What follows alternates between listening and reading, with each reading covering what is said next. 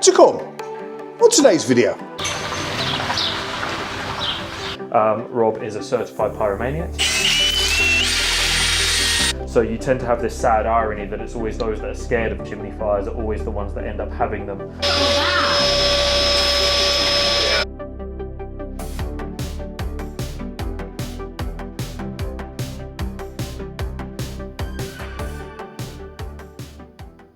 But before any of that, roll intro.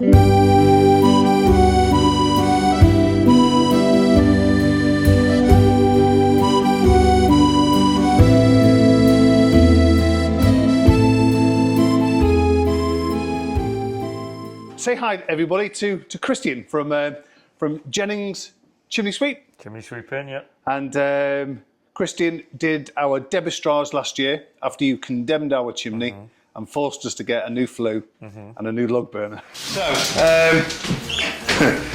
a bit disappointing that you can't be shown a full-blown chimney sweep because our chimney is not compliant with any sort of rules or regulations. So, yeah, looks like we're going to need a new eco burner, new lining for the chimney. £3,000. Because that was it 2 years ago? No. Last winter? It was last year, yeah. Okay. So yeah, the debistrage is what? So walked you through sort of the whole process. I'm sure you probably looked at some of the older videos. When we came last time, there was only about 1 metre of pipe inside of the chimney. It's a really big problem because the old chimney, which effectively the old wood burner was using, was, say, yay big. Whereas the pipe's only this big. Now, the reason why a wood burner uses a pipe rather than using the old brick chimney is when these were open fires, when they would have been using the brick chimneys, ironically, they're really inefficient, which allows loads of smoke to go up the chimney, which by having so much wasteful smoke, they can at least then stay nice and hot because there's a thermal mass and yada yada. When you add a wood burner to things, they are a lot more efficient and therefore there's not as much waste in the chimney and therefore what goes into the chimney is only sufficient to heat the pipe, not the brick chimney. And basically if the chimney falls below a certain temperature, then the gas is condensed back from a gas to a solid, so back from smoke to tar, and it just causes things to tar up. So the worst thing you can have is what Rob had here, was 1 metre of pipe or a couple of metres of pipe going into a big brick chimney because everything gets through burns in the wood burner, the little waste gets into the pipe, gets through the pipe, no problem, but then it gets into the big brick chimney, which was meant for an open fire, and because there's not enough, it cools and it condenses and it turns to tar, and that's what we found on the first visit.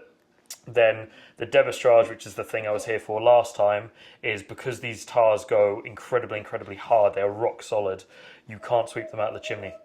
And the only way that you can actually get rid of them is to flail chains in the chimney. So that's what a debistrage is we flail chains and you knock all the tars off the brickwork, or in some cases you actually knock the face of the brick off to bring the tars with it. You basically do whatever you have to do to get the tars out, and then once you've got all the tar out and you've got a perfectly clean chimney, then the installers can come and fit the liner, and then there's no fire risk that remains. Imagine. Yeah. That's what's going to get all of that. And so in terms of the rules and regulations for having your chimney swept in France, what are they? So they actually changed in October 2023. Now legally, every flame-based appliance, so a stove, has to be swept annually, so within every 12-month period. And before, although it was enforced by regulation or by local government, now it's a nationwide law. Everyone has to do it once a year.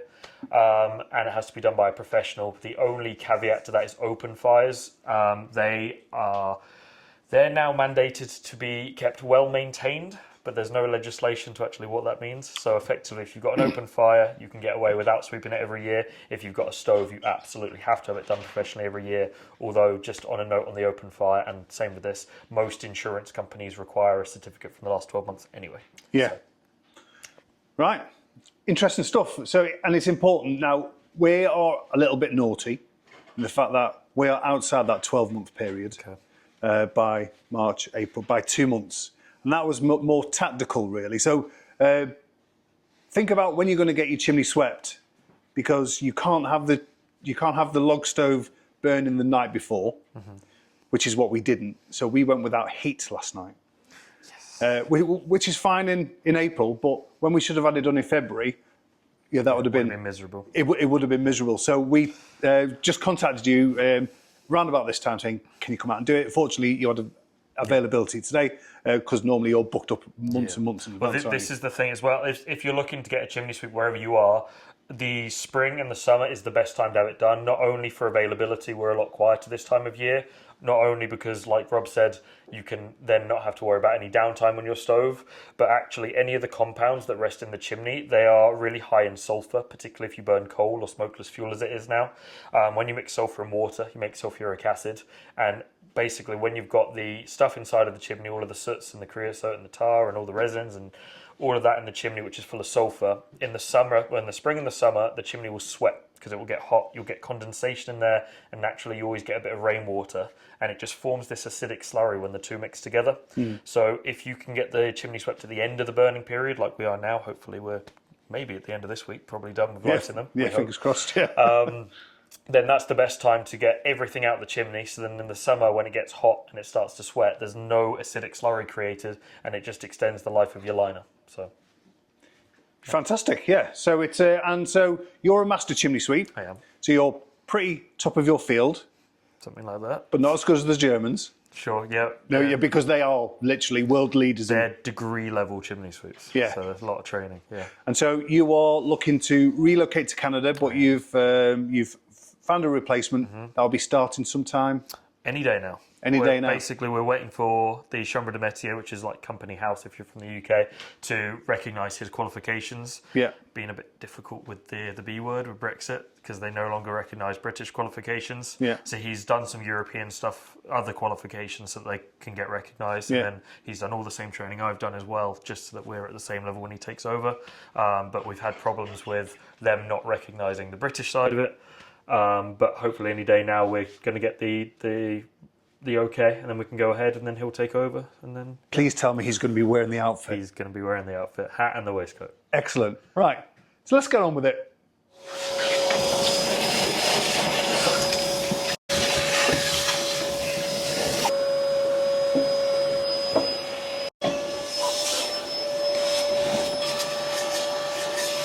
So we'll see how clean our chimney is because, as Kristian has just said, the pyromaniacs have the cleanest chimneys. Yeah, so it's not good to have a low burning fire because it's Low temperature. a low temperature fire.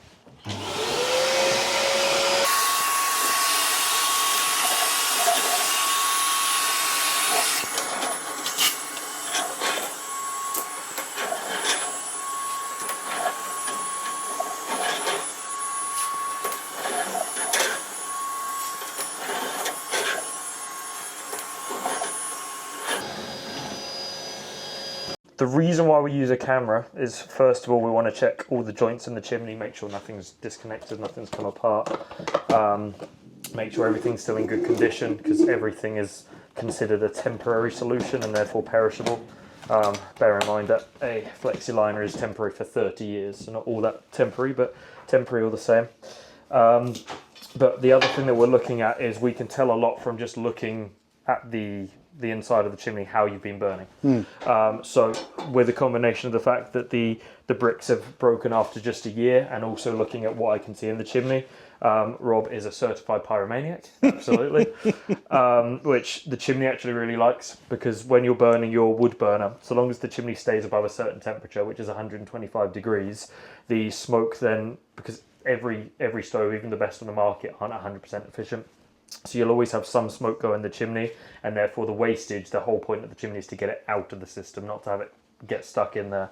Now, the pyromaniacs, like Rob, they burn nice and hot, so that the gases, when they get into the chimney, are at a much higher temperature, therefore they move faster up the system, and they also get out of the system before they drop to that 125 degrees, because from the moment they enter the chimney, they are going to start dropping in temperature, and how hot the chimney is dependent on how hot the fire is.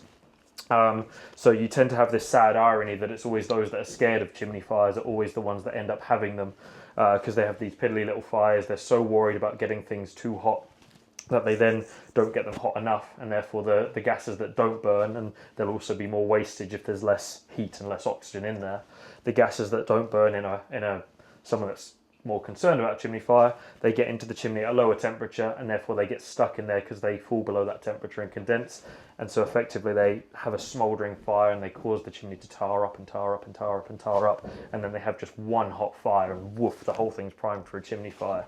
Whereas pyromaniacs like Rob, they use it hot all the time, which means that there's actually nothing in the chimney to catch on fire. So looking at there, the chimney's in perfect condition, and it will stay in that condition. The detriment of being a pyromaniac is the internal parts of the stove. They just don't last as long.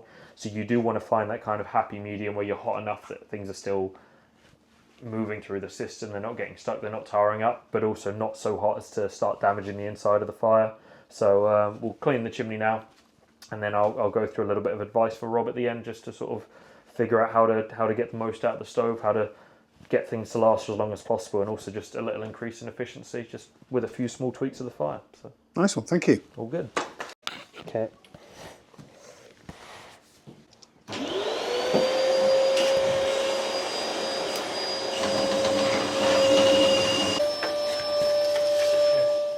Right, so that's it, all clean now. All clean. What advice have you got for me? So this isn't necessarily just advice for you, but just general advice.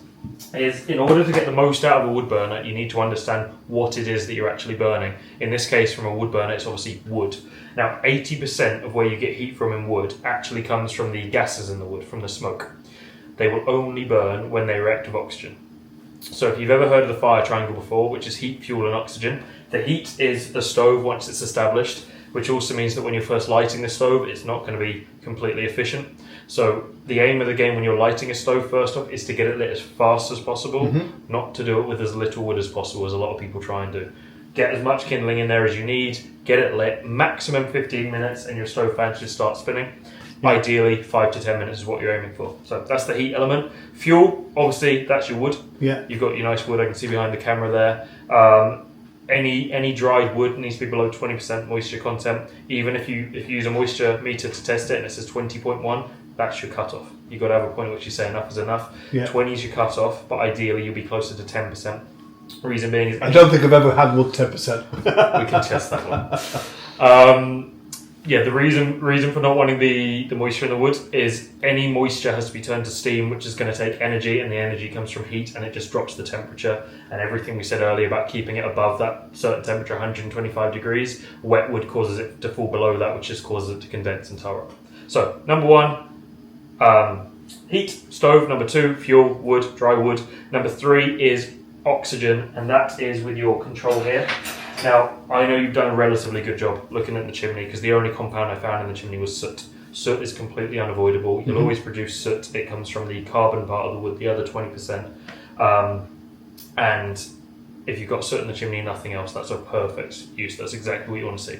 What you can avoid, and what you've avoided really well, is creosote, which is, some people call it clinker. It's like the flaky brittle stuff. In French? Bistre, Okay. or calamine. Because we do have French people watching as well. So bistre, let's say it. Bistre is mortar, so goudron. Goudron, bistre, or calamine. If you have any of those in the chimney. Lovely accent, by the way. Thank you. If you have any of those in the chimney, we'd call it creosote and tar. That is the cooled and condensed wood smoke in the chimney. If you're getting cooled and condensed wood smoke in the chimney, things are not burning in there. They're wasting into the chimney. They're not hot enough, and then they're condensing. Yeah. If you've got the heat element, the wood burner, the fuel element, dried wood, and you're still getting creosote in the chimney, it's because you're not controlling it with enough oxygen. Yeah. Now, when you're using your wood burner, they'll all have different controls. Better. They'll all have different It's controls. following me.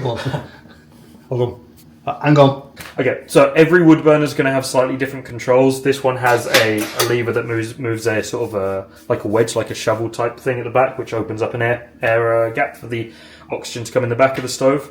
I believe pulling it is open on Yes. Yep. So when you light a stove, you want to flood it with oxygen.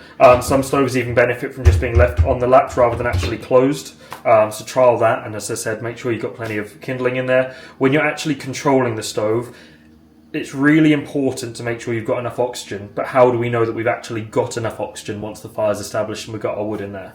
The answer is the stove glass. So this isn't all that bad. Sometimes I go to some houses and they're completely black, which is a really bad sign, because a wood burner that's working perfectly with enough oxygen, the stove glass will stay nearly perfectly clear. For reference, I clean mine maybe once every 2 weeks, and I get a little brown smudge off the bottom, similar to kind of that. But even these spatters on there, these are the bits that we want to avoid. So once you're established, your fire's lit and your stove fans are turning, etc., everyone's right. You do want to start shutting it down in order to conserve the wood. But the point of when you've gone too far, you'll see a distinct change and the stove glass will all of a sudden start to get dirty. The reason that happens is because as the smoke's trying to get into the chimney, it can only get in the chimney if it's displaced by oxygen getting in the stove. And if you restrict the oxygen to the stove so there's now more smoke than there is oxygen to push the smoke out, the smoke that then waits to be pushed ends up cooling and condensing whilst it waits, and it clings to the coldest part on the stove, which is the stove glass, which is why it turns black. So in short, if your stove glass turns black, just add more oxygen until it clears, and that's where you need to be. So the second indicator of what to look for is the actual flame as they're coming off the wood. So first of all, you should always see flame. You don't want to see smoke, because if you see the smoke, it's not burning. If you see the flame, that is the smoke burning. And with most of what you're burning, 80% of what you're burning being smoke, you have to see flame. Just a caveat of that, when you're lighting it, you will see a bit of smoke, but once you're up to temperature, it should always be flame, other than maybe when you put a log on, it takes a couple of seconds to catch. Now, the second indicator of what to look for to make sure you've got enough heat and enough air into the stove is the colour of the flame. What you're looking for is, as the flame comes off the wood, it should be really tall, it should be lively, but it should be yellow, a really bright white yellow. If it's a reddy orange colour, or worse, if you see wisps of smoke, it's not hot enough, add more air. I always say if the fire looks romantic, it's not hot enough. So don't be afraid to kind of pump the gas if you like. But so long as you've got clear stove glass, nice bright yellow flame, then you know you've got enough oxygen. The only other thing that you can do to make sure that you're really mastering the efficiency of the stove is to add one of these. This is called a stovepipe thermometer. So I'll just show you how easy they are to install. Once you open the packet, these things have a magnet on the back of them, like that.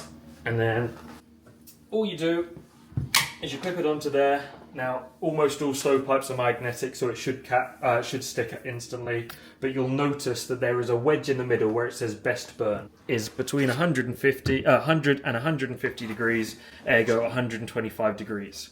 So long as the little needle is above that temperature in the best burn section, the gases are no longer condensing in the chimney. They're staying as smoke, and therefore they're getting out the top of the chimney without tarring it up.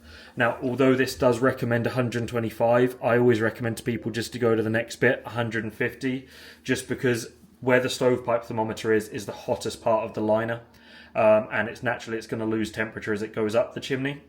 So if you can get it at 150 down at the bottom, then you've kind of bought yourself, say, 25 degrees worth of margin as things cool, so that they then get out the top. You'll also notice there's a second line on the right-hand side, which after that it then says too hot. That's not actually a concern for the chimney. The chimney, if they've got the correct liner, which should always be the case, but sometimes in France you find people have put gas and oil liners in which can't take quite as much temperature. The wood burners one will take 450 degrees before it starts coming apart, which is more than sufficient for what a wood burner can put out. Now, when you get above that line, it's not a concern for the chimney, because the gases will still burn, they'll still be hot, and the chimney can take it. The reason why it says don't go hotter than that, and this is what Rob's been doing, is the stove starts to break down at that point, fire bricks start to crack, or if you've got an old stove with particularly thin cast iron or sometimes steel, that's the point at which you risk the metal actually sagging, warping, cracking, and then the actual stove gets damaged. So definitely make sure you're above 125, but ideally above 150. Don't worry from the chimney perspective if you go too high, but just for the stove's sake, you don't want to go any higher than that. Make sure you've got clear stove glass, make sure you've got nice bright yellow flame, and when you're done with everything at the end of the day, make sure you add oxygen and you flood it so that the fire goes out nice and hot and things don't cool down whilst the fire's still smouldering at the bottom, because that's the other one-way ticket to get a tarred up chimney. So how long should it take before it gets to the suitable for burning? Well, same as the stove fan, maximum 15 minutes. If you get really good at lighting a fire, 5 to 10 minutes is plenty. There's a blog on my website, I'll send you the links, you can put it in the description. Thank you. Which has got a little video on how to light the best fire. It's a Scandinavian technique where we now invert it and we burn from the top down. I'll let the blog explain it rather than go through all of that. But if you light the fire nice and efficiently, nice and well, and you let plenty of air into the stove, then once the stove fans are turning and it gets to that point, then you can start shutting it down. Just watch that stove glass, keep it nice and hot, and then you'll never have a problem. Nice one. So a massive thank you to Kristian for explaining in forensic detail why it's important to get your chimney swept, the heat triangle, I think it was, and just explaining the science behind why wood burns the way it burns, and you need to have the proper mixture between oxygen and the right wood. And so if you've clicked onto this video because you're interested in French chimneys, how they get swept, then have a look at our channel. We moved over to France in September 2023, and we film every day of our lives, so if that's the type of stuff that you're interested in, then don't forget to subscribe. Laters.